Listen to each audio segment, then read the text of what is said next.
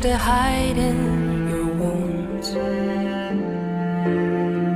Are you used to running from your own truth?